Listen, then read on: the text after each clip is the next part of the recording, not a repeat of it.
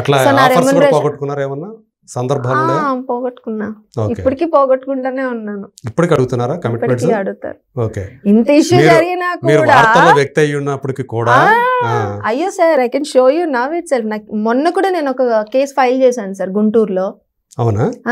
అక్కడ జరిగింది. ఇప్పుడు ఈ ఇష్యూ మీరు మాట్లాడినప్పుడు ఎలా స్టార్ట్ చేశారు? పెళ్లి చేసుకుంటాను అని అనే కదా మీరు స్టార్ట్ చేశారు కాన్వర్సేషన్. ఇప్పుడు సో అదే ప్రపోజల్ తో ఒకటి వచ్చాడు సార్, వచ్చి అసలు బీభత్సం క్రియేట్ చేశాడు. నేను అంటే సినిమా పర్సన్ బయట పర్సనే, ఇన్ని తెలిసి కూడా వాడు అదేదో నా మీద అంటే వాళ్ళు ఏమనుకుంటారంటే షీఈ్ ఎమోషనల్లీ వీక్, మనం ఏం చెప్పినా నమ్ముతుంది, ఏదైనా జరిగేస్తుంది, మనం ఆడుకోవచ్చు దీన్ని అనుకున్నా. బట్ ఒక్కసారి జరిగింది, ఆ తర్వాత నుంచి నేను ఆడుకుంటానన్న విషయం వాడికి అర్థం కాలే. నేను చేస్తున్నా, మెసేజ్ చేస్తున్నా దొరుకుతాడు అనుకున్నా, దొరికాడు, తీసుకెళ్లి స్టేషన్ లో పడేసా. ఉత్తుకు సార్ చూపించాను వాళ్ళకి, ఇంత అబ్యూజ్, ఇంత వల్గర్ గా మాట్లాడాడు, మీరు ఏం చేయాలి అని చెప్పి తీసుకెళ్లి పెట్టాను సార్ నేను. కాళ్ళు పట్టి రీసెంటే ఒక లాస్ట్ మంత్ నాకు తెలిసి last month that happened for 6 months sir. నాకు ఆ టార్చర్ వాడిది. ఈ మధ్యలో మన నా పనులు చేసుకుంటున్నాను, అన్ని జరుగుతున్నాయి, బట్ స్టిల్ అది ఒక ట్రాక్ నడుస్తుంది. మళ్ళీ చూసాను తీసుకెళ్ళి లోపలేసాను. వాడు అడుక్కున్నాడు సార్ నన్ను కాళ్ళు పట్టుకొని, అరే నువ్వనారా నాకు ఇన్ని డైలాగులు వేసావు మరి ఫోన్లో అనుకున్నా. ఇలా నేను 3 కేసెస్ ఫైల్ చేశాను. చేయలేను, నేను కేసు వేయనంత వరకే సార్. కేసు వేసిన తర్వాత విత్డ్రాల్ అనేది నా దగ్గర ఉండదు సార్. కాంప్రమైజ్ కన్విన్స్ అవడం ఇంకుండదు. కేసు వేయక ముందు వరకే నేను కూడా వాళ్ళకి చెప్తా, నేను వెళ్ళనంత వరకే నువ్వు ఏదైనా, వెళ్ళిన తర్వాత నేను వెనక్కి రాను. చాలా సార్లు కాంప్రమైజ్ అవ్వమని నాకు ఇప్పటికీ ఉంది. ఇక వాళ్ళకి అర్థమైపోయింది. నేను కూడా చేస్తాను, ఇట్లా కాదు దీన్ని ఇక్కడితో సాఫ్ట్ గా ఎండ్ చేద్దామని నేను చెప్పి చూస్తా. కూడదు, నేను నీకంటే హయ్యర్, నేను ఏదన్నా చేయగలుగుతాను. ఆ తర్వాత ఇంకా వాడు వెనక్కి తిరిగి కూడా చూడడానికి ఉండదు. ఇంకా మళ్ళీ ఆ కంప్లైంట్ తీసుకెళ్ళి నేను మళ్ళీ వాడు వర్క్ చేస్తున్న సాఫ్ట్వేర్ కంపెనీకి నేను మళ్ళీ మెయిల్ చేసి జాబ్ కూడా తీపిచ్చేసాను. 2.5 లక్షలు సార్ వాడికి పేమెంట్. హైదరాబాద్ వాడే. వాడికి సపోర్ట్ చేసింది ఎవరో తెలుసా? పోలీస్ డిపార్ట్మెంట్, ఇక్కడ లోకలే. నేను ఏదైతే ఎస్ఆర్ నగర్ లో కంప్లైంట్ చేశానో, ఎస్ఆర్ నగర్ వాడానంటే నా ఆధార్ కార్డు ఇచ్చాడట వాడికి, నా అడ్రస్ తీసుకోమని. సో నా ఆధార్ కార్డు నాది పాతదండి, వాడిచ్చింది. నేను ఎవరికి నా కొత్త ఆధార్ కార్డు ఇవ్వలేదు. ఆధార్ కార్డు మీద పాత అడ్రస్ ఉంది. అక్కడికి వెళ్ళి చక్కర్లు కొడుతున్నాడంట. అరే నేను హైదరాబాద్ లో కొత్త ఏమోరా, ఇక్కడ ఎవరికి నేను ఇది కాదేమో. గుంటూరు అనే దగ్గర మా నాన్నకి ఎంత మంచి సర్కిల్ ఉందో మాకు తెలుసు. నువ్వు నా ఏరియాకి వచ్చి నా గురించి ఎంక్వైరీ చేస్తే మా తెలీదారా? దొరుకుతాడు అనుకున్నాం, దొరికాడు సార్. తీసుకెళ్ళి లోపలేయించాం. గుంటూరులోనే వేసాను. గుంటూరే రావాలి సార్. హైదరాబాద్ నుంచి ప్రతిసారి వాడు గుంటూరు కోర్టుకే రావాలి. నేను హ్యాపీగా వెకేషన్కి వెళ్ళినట్టు వెళ్తాను మా ఇంటికి. కేసు హీరింగ్ ఎవరైనా ఉందంటే గుంటూరు వెళ్తాను, మా ఇంట్లో 4 రోజులు ఉంటాను. ఆ కోర్టు రోజు అటెండ్ అవుతాను. నేను కావాలనే గుంటూరులో వేసాను. హైదరాబాద్ లో వాంటెడ్ గా నేను వేయలేదు. ఎస్ఆర్ నగర్ పోలీస్ వాళ్ళే ఇచ్చారంట సార్ నా ఆధార్ కార్డు. అసలు ఎవరైనా ఇస్తాడు సార్ అలాగా? వాడు అదే చెప్తున్నాడు, ఎస్ఆర్ నగర్ లో ఇచ్చారు అని చెప్తున్నాడంట. ఈ కేసులో అయితే పోలీసులు కూడా ఉన్నారు. అయితే మీ కేసులో వాళ్ళు ఎప్పుడు దొరుకుతానా నేనని చూస్తున్నారు.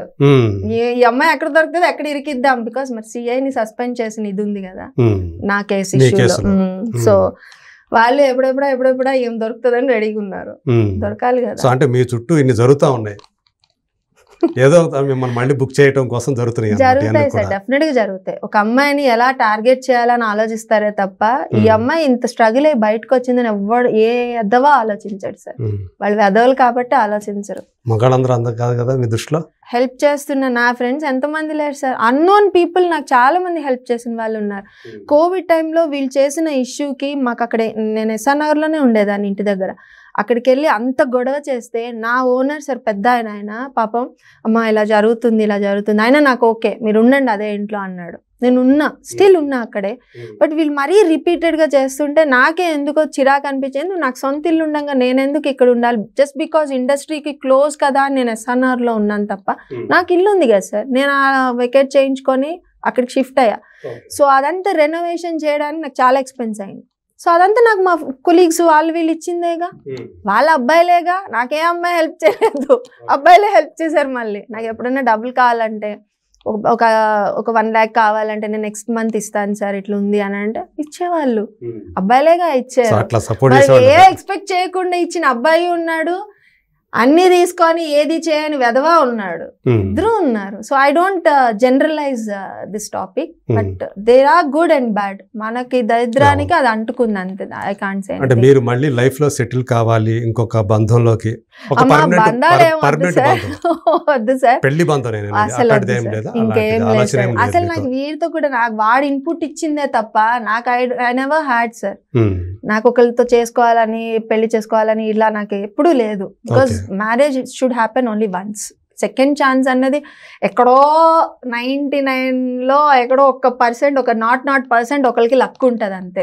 అది అందరికి అర్థం చేసుకొని అది చాలా రేర్, చాలా రేర్ సార్. అది అలాంటి వాళ్ళు దొరకడం అనేది కష్టం, చాలా కష్టము. దొరికితే వాళ్ళు ఇక సూపర్ ఉన్నారు కదా. సునీత గారు మ్యారేజ్ చేసుకున్నారు, హ్యాపీగా ఉన్నారు. So she was good, like happy lead చేస్తుంది కదా. ఎవరో ఒకరికి దొరుకుతారు సార్ అలాగా. చాలా అదృష్టం ఉండాలి. మీకు మళ్ళీ అలాంటి వాళ్ళు ఎవరు తారసపడలేదు? నాకు వద్దు సార్, ఇంకా మీరే వద్దు, నాకు వద్దు సార్. నాకు ఉన్నాడు నా కొడుకు చూసుకుంటే చాలా, వాడికి సెటిల్ చేయాలి. మా పేరెంట్స్ ఇప్పుడు ఎల్డర్స్, ఇంకా వాళ్ళకి నేను ఇంతకంటే స్ట్రెస్ ఇవ్వదలుచుకోలేదు. They are done sir. పాపం వాళ్ళ కోవిడ్ లో నా సిచ్యువేషన్ వాళ్ళది. అసలు నేను వాళ్ళ కోవిడ్ వస్తే నేను వాళ్ళ దగ్గరికి వెళ్ళలేకపోయాను సార్, ఈ కోర్టు కేసుల వల్ల. ఎప్పుడు ఏం జరుగుతుందో, ఇక్కడ మిస్ అవ్వకూడదు, ఇక్కడ ఉంటే వాళ్ళు ఏం చేస్తారో తెలియదు. సో ఇక్కడే అవైలబుల్ గా ఉండి నేను వాళ్ళ దగ్గరకు కూడా వెళ్ళలేదు. That's a very big regret for me. ముగ్గురికి అటాక్ అయింది, మా బాబుకి, మా అమ్మకి, మా నాన్న ముగ్గురికి కోవిడ్ వస్తే నేను వెళ్ళలేకపోయా. బట్ ఆ టైంలో అక్కడ వైఎస్ గవర్నమెంట్ ఉంది కదా, సో వాళ్ళే ఈ సచివాలయం వీళ్ళు ఉంటారు కదండి, వాళ్ళని ఏమంటాం, volunteers, they helped my parents. ఇంకా అదే అనుకోవాలి. I knew the value of them అప్పుడు. అంటే మీరు వెళ్ళకపోయినా కానీ వాళ్ళు they took care of elders. తర్వాత ఇవి ఆరోగ్యశ్రీ ఇవన్నీ వచ్చినాయి మా పేరెంట్స్ కి. సో ఓకే అనుకున్నా. నేను చాలా హెల్త్ ఇష్యూస్ ఫేస్ చేశాను దీని తర్వాత. నాకు మొత్తం స్కిన్ లీషన్స్ వచ్చేసినాయి హ్యాండ్స్ కి, ఫీట్ కి. I was totally bedridden for 1.5 years sir. నమ్ముతారా? ఇప్పుడు నేను నన్ను ఇంట్లో చూసి after corona, after this case 1.5 year totally bed ridden. Washroom ఇక్కడ ఉంటే నా వాష్రూమ్ అక్కడ ఉంటుంది, అక్కడికి వెళ్ళడానికి మా మమ్మీ సపోర్ట్ తీసుకున్నాను నేను. You don't believe sir, I have so many things. అంత వర్స్ట్ క్యాండిడేట్స్ అనమాట. రాలేను అని. ఎందుకు రావట్లేదు అంటే నా ఎక్స్ప్లెయిన్ టు ద డిపార్ట్మెంట్, నేను రాలేను సార్, నాకు గైనిక్ ఇష్యూతో పాటు నాకు ఈ ఇష్యూ కూడా ఉంది. ఫొటోస్ కూడా పంపిస్తే వాళ్ళు దాన్ని కూడా ఛాన్స్ తీసుకున్నారు. దొరుకుతారు, ఎక్కడికి పోరు మీరు, దేవుడు ఉన్నాడు, నేను మళ్ళీ దీని నుంచి బయటకు వస్తాను, మీకు ఉంటది అనుకున్నా, వచ్చాను. Now I will take care. కాకపోతే ఏంటంటే నేను సెటిల్ అవ్వాలి కదా సార్. ఇప్పుడు కోర్టు కేసు అంటే నడుచుకొని వెళ్ళి వచ్చేది కాదు. సో నేను సెటిల్ అవ్వాలి కదా, నేను కూడా కొంచెం 40 లక్షలు అతని కోసం ఖర్చు పెట్టారు కదా. ఈఎంఐలో ఈ కేసు కోసం ఎంత ఖర్చు పెట్టారు? ఈ కేసుకి నేను 25 సార్. 25 అంటే ఒక 40 లక్షలు, 5 వచ్చేసి 20 రాలేదు. 5 నా అడ్వకేటే సార్. నాకు ఎన్ఓసి ఇవ్వమంటే ఎన్ఓసి ఇచ్చేస్తాడంట, డబ్బులు ఇవ్వడంట. డబ్బులు ఎన్ఓసి 2 ఇస్తానా నేను కదులుతా అని ఆఫీస్ లో కూర్చున్నాను నేను. లక్ష లాగా ఇచ్చాడు. నువ్వేం మీ అడ్వకేట్ రా, నువ్వు తీసుకున్నప్పుడు న్యాయంగా చేయాలి, న్యాయంగా చేయనప్పుడు డబ్బులు ఇచ్చేసాయి. 2 ఇవ్వు, నువ్వు ఎన్ఓసి ఇచ్చేస్తాను, నువ్వు ఏడు అని అంటే ఎట్లా ఏడుస్తా నేను? నువ్వేం చేసావు నాకు తెలుసు. ఫస్ట్ మీరు థర్డ్ అడ్వకేట్. థర్డ్. ఓకే. ఎంతమంది మారారు ఇప్పటికి? ఇప్పుడు మొన్న కూడా ఒకటి మార్చేసాను సార్. 5వ వాళ్ళు వచ్చారు ఇప్పుడు. ఇప్పుడు 5వ వాడిని నేను ఇంకా పెట్టను కూడా. నేను 14% వేసేసుకుంటా. టీపీ ఉంటాడు నాకు, సో ఆయన కాకుండా 14% పడింది.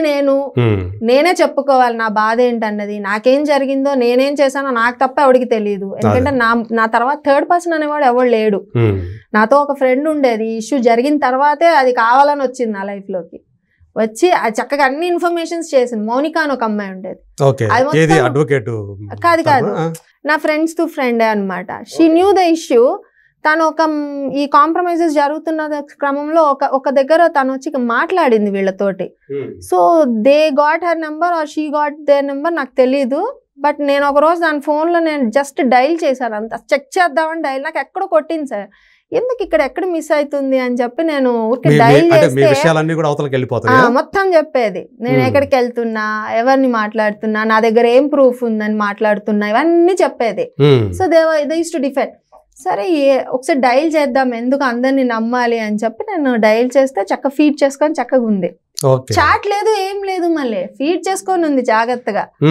అసలు నీకు సంబంధమే లేదు, నువ్వు నెంబర్ తీసుకున్న విషయం నాకు చెప్పలేదు, ఇవన్నీ తెలియనప్పుడు నువ్వు ఫీడ్ చేసుకున్నా నాకు అక్కడ అర్థమైపోయి పాప నిన్ను ఎలా అవాయిడ్ చేయాలి నాకు ఇంకా అర్థమైంది అని చెప్పి దానికి లేని ఇన్ఫర్మేషన్ నేను ఇచ్చేసి అట్లా చేసా. కొద్ది రోజులు మిస్లీడ్ చేసి దొరికాడు వాడు. సో ఇప్పుడు ఆ ఫోర్జరీ డాక్యుమెంట్స్ ఏదైతే ఉందో అదొక్కటే నాకు ఇప్పుడు ఆధారం, మెయిన్ సోర్స్. అది కాంప్రమైజ్ అన్నది ఏదైతే వీళ్ళు ప్రొడ్యూస్ చేశారో అసలు అది కాంప్రమైజే కాదు. వీళ్ళు ఏదైతే సంతకాలు ఎక్కడైతే పెట్టి తెచ్చారో అక్కడ అసలు నా సంతకము లేదు, రిజిస్ట్రార్ ఆఫీస్ లోనూ లేదు, సోల్ టు డాక్యుమెంట్ లో కూడా నా సంతకం లేదు. వీళ్ళంత హడావుడిగా ఆ రోజు తెచ్చేసి కోర్టులో ప్రజెంట్ చేసేసి ఇన్ని కథలు చేశారు.